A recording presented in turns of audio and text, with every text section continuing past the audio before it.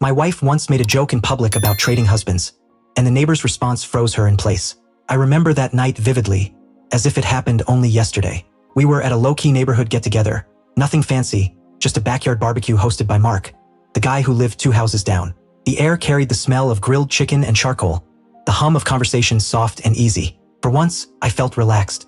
Emma, my wife, had always been the social one between us. True to form, she moved from group to group with that effortless charm of hers, laughing, chatting, her voice carrying above the rest. Eventually, she drifted into a circle of women, glasses of wine in hand. I was close enough to overhear but far enough to stay invisible. They were joking about marriage, the usual lighthearted banter, when Emma smirked, lifted her glass, and said loudly enough for everyone nearby to hear, "Sometimes I wish we could just trade husbands, you know? Mix things up a bit." The women burst out laughing. A couple of the men nearby chuckled awkwardly. Everyone treated it like harmless fun. Everyone except me. Her words hit me like a slap, though I tried to mask the reaction. My stomach twisted. It wasn't the first time Emma had made a thoughtless joke at my expense, but this one felt different. And then came the moment that changed everything. Claire, our neighbor, sharp as a knife and never one to miss a beat, looked Emma straight in the eye. She didn't laugh or smile. She simply raised an eyebrow and said, "Careful, Emma. Some trades can't be undone. Sometimes you don't realize what you're giving away until it's gone." The entire group went silent. The laughter evaporated, leaving a heavy stillness in its wake. Emma's smirk faltered, and for the first time in a long while, I saw her cheeks flush with something I couldn't quite define. Shame, maybe, or fear. Her grip tightened around her wine glass. She tried to laugh it off, but the damage was already done. In that frozen silence, I realized something unsettling. Jokes have roots, and sometimes those roots expose truths people are too afraid to admit. The rest of the evening passed in a blur. The conversations eventually resumed, but a tension lingered that never fully lifted.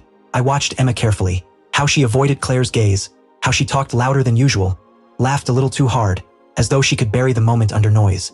But I couldn't stop hearing Claire's words, echoing in my head like a quiet warning I hadn't realized I needed. When we finally got home, I expected Emma to brush it off, to pretend nothing had happened. Instead, she kicked off her heels, dropped her purse onto the couch, and turned to me with irritation in her voice. "Don't start," she said sharply, before I'd even spoken. "I wasn't going to," I replied, though my chest was burning.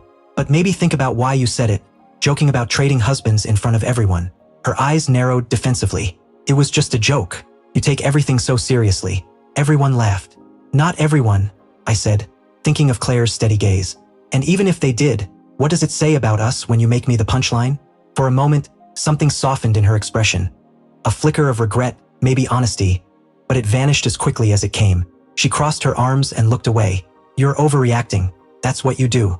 You make everything a big deal." I didn't argue, not because she was right, but because I was tired. This wasn't about one careless comment.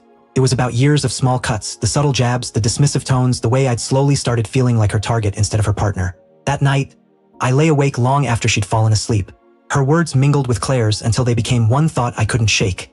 What if she really does see me as replaceable? I told myself I was being ridiculous. No marriage is perfect, people make jokes, but something had shifted. A seed had been planted, and once planted, it grows. The next morning, sunlight streamed through the curtains, but it didn't warm me. Emma was in the kitchen, humming as she made coffee, like nothing had happened, as if the night before had already been erased. But I couldn't let it go. I walked in, sat at the table, and waited for her to notice the silence pressing between us. Finally, she glanced at me, mug in hand. "What now?" she asked, her tone clipped.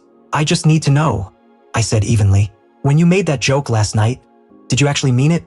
Even a little?" Her lips pressed together. She set the mug down harder than necessary. "You're really not going to drop this, are you?" "No," I said quietly, because when Claire responded, you froze, and I saw something in your face I've never seen before. Fear, guilt, something. For a long moment, she said nothing. Then, in a voice smaller than I expected, she admitted, "I didn't think she'd say that. I didn't think anyone else noticed." The words stung more than I could explain. "So you did mean it," I said. She shook her head quickly. "No, I mean, I didn't want to trade you. It was stupid. I just wanted attention. To seem funny. Maybe to not seem boring." I stared at her, wondering how many other jokes had been little masks for truths she didn't want to face. "You don't realize," I said slowly, "how many cracks a marriage can take before it starts to split. And last night, you almost broke something that can't be fixed." She reached across the table, her hand trembling. "I'm sorry. I shouldn't have said it. I didn't think about how it would make you feel." For the first time in years, I pulled my hand away instead of taking hers. I wasn't angry anymore, just empty. You don't have to think about how I feel, Emma, I said quietly. But if you don't start, one day someone else's reply won't just leave you frozen. It'll leave you alone. Her face went pale, and in the silence that followed, I knew she finally understood.